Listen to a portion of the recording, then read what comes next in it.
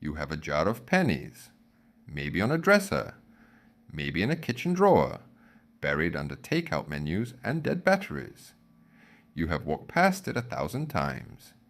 You have never once looked at the dates. Most of those pennies are worth exactly 1 cent. The copper ones from before 1982 are worth about 2 cents in melt value. The steel ones from 1943. The silver-colored ones that look fake to anyone who has never seen them before are worth somewhere between 10 cents and $1. But if one of those 1943 pennies does not stick to a magnet, if it weighs 3.11 grams instead of 2.7, if it is the color of a normal penny and not silver gray, you are not holding 10 cents. In March 2026, a 1943 copper penny struck at the San Francisco Mint sold at auction for $456,000. Only 7 examples from San Francisco are confirmed to exist. The coin was an accident. The United States Mint never meant to make it, and the first one ever found was pulled from pocket change by a 14-year-old. $456,000 for 1 cent. In 1943, the United States was fighting the largest war in human history, and the war consumed copper. Every shell casing fired from an American rifle, every mile of communication wire strung across Europe and the Pacific, every electrical component inside every bomber, every warship, every radio, all of it required copper. The United States military was burning through the metal faster than the mines could produce it. So the U.S. Mint made a decision that had no precedent and has never been repeated. For 1 year only, the penny would not be made of copper. The 1943 Lincoln cent was struck in zinc-coated steel. It was silver in color, not brown. It was lighter. It rusted at the edges after a few months in a pocket, and the public hated it. People confused steel pennies with dimes in dim light. Vending machines, which used magnets to detect counterfeit slugs, rejected them because actual steel pennies were magnetic.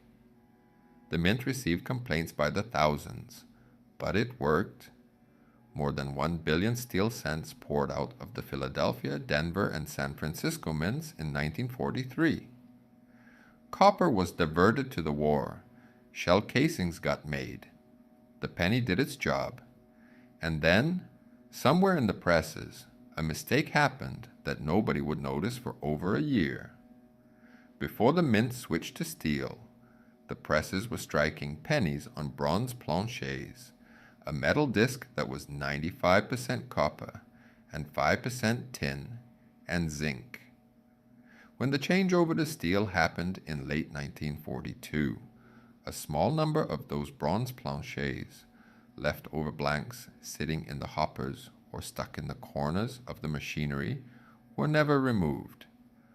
When the presses started running on steel planchets in January 1943, those leftover bronze discs were still in the system. They got fed into the presses alongside the new steel blanks, and for a few seconds at a time, the machine stamped 1943 onto a metal that was not supposed to exist anymore. The operators did not notice. The difference between a bronze planchet and a zinc-coated steel planchet is subtle when they are moving through a press at speed. The coins dropped into bins. They were mixed with millions of steel cents. They were rolled, bagged, and shipped to banks. Nobody knows exactly how many bronze 1943 cents were struck. Experts estimate roughly 40 total across all 3 mints. Of those, approximately 27 are confirmed to exist today. The rest are either lost, destroyed, or sitting undiscovered in someone's coin jar. 27 pennies on the entire planet, and the first one was found by a kid. His name was Kenneth Wing Jr. He was 14 years old. He lived in Long Beach, California. In 1944, he was doing what thousands of kids did in that era, what kids had done for generations before television fully took over the afternoons. He was building a coin collection. Kenneth was assembling a set of Lincoln cents, one from every year and every mint mark. He was searching through pocket change, through rolls from the bank, through whatever coins crossed his path, and then he found it, a 1943 penny. But it was not silver, it was brown, it was copper. The date said 1943. The mint mark said S for San Francisco, and the coin was bronze. 14-year-old Kenneth Wing had just found one of the rarest coins in American history.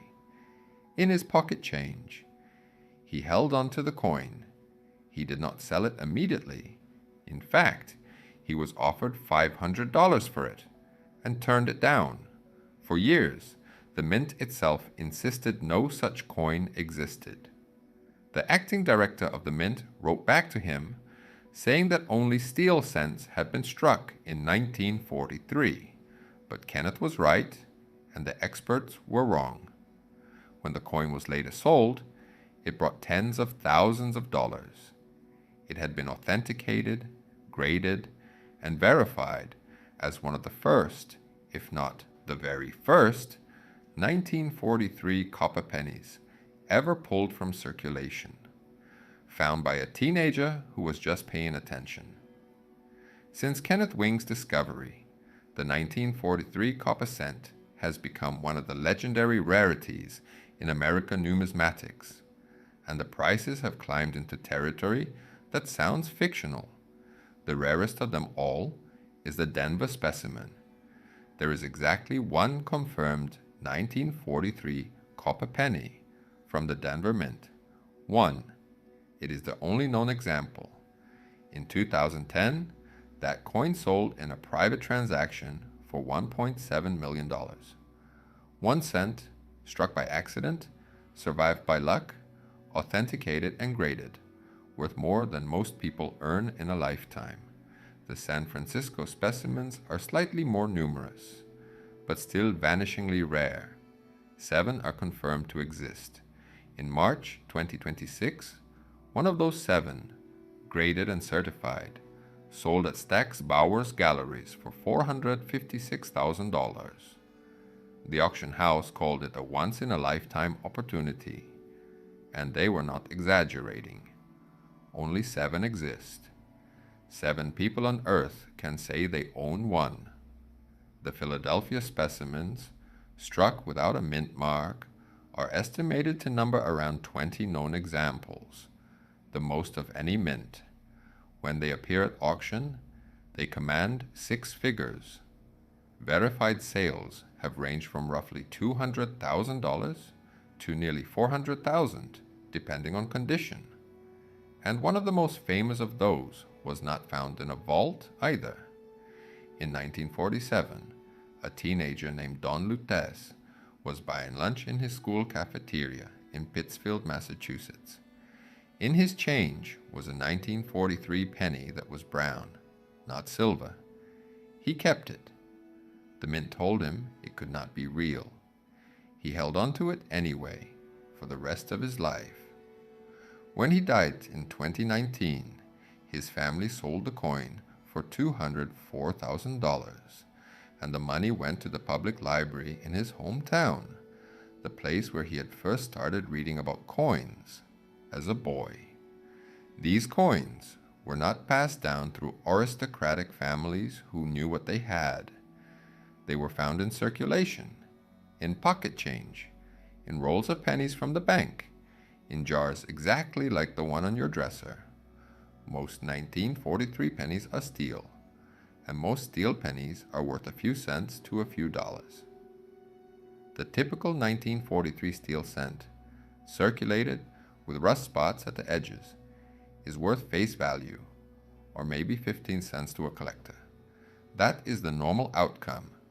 That is what you will almost certainly find. But understanding what a copper one looks like, is how you do not throw away a year of your salary. There are 3 tests. They cost nothing. They take 10 seconds. The magnet test. A 95% copper penny is not magnetic. A zinc-coated steel penny sticks instantly. If your 1943 penny jumps to a magnet, it is steel. You have a common coin. If it does not move, you go to the second test, the weight. A genuine bronze 1943 cent weighs 3.11 grams. A steel cent weighs 2.7 grams. The difference is less than half a gram. A cheap digital scale is enough. The date? Counterfeits exist. Some are 1948 or 1949 pennies, with the last digit altered. Some are copper-plated steel cents. A genuine 1943 copper penny has a specific date style, a specific font and spacing that a professional grading service can verify, but the magnet and the weight are the first gatekeepers. Those 3 tests have been known to collectors for decades. And still, genuine 1943 copper pennies have turned up in change jars, at estate sales, in collections assembled by grandparents who never knew what they had, because the test takes 10 seconds and almost nobody bothers to do it. Value hides in what people have been trained to ignore, and almost everyone has been trained to ignore pennies. The steel cent from 1943 looks strange. It is silver when every other penny in the jar is brown. It is lighter, it looks like play money. Most people who find one either toss it, spend it without looking, or set it aside because it seems interesting but surely not valuable. And they stop there. They do not test it, because why would a penny be worth anything? The same pattern repeats everywhere on this channel. The $2 bill with the red seal that nobody thinks to check. The dust jacket on The Great Gatsby that everyone tore off and threw away. The sealed video game cartridge in the attic with a cardboard box worth millions. The catalytic converter under the car holding rhodium worth many times its weight in gold. And the 1943 penny in the jar on the dresser, the one that looks slightly different, the one that does not stick to a magnet. The value was always there. What was missing was the attention. Money is a tool. It is not an identity. But attention is the difference between spending a $456,000 coin as pocket change and knowing what you are looking at. So here's the question. Do you know where your jar of pennies is right now? And if you went and found it, picked out every 1943 cent, and held a magnet to each one, what would happen? Subscribe to Money Fails. Real stories, real mistakes, real lessons. Because the most valuable penny in American history was found by a 14-year-old who was just paying attention, and the next one might still be sitting in a jar, waiting for someone to look. See you in the next one.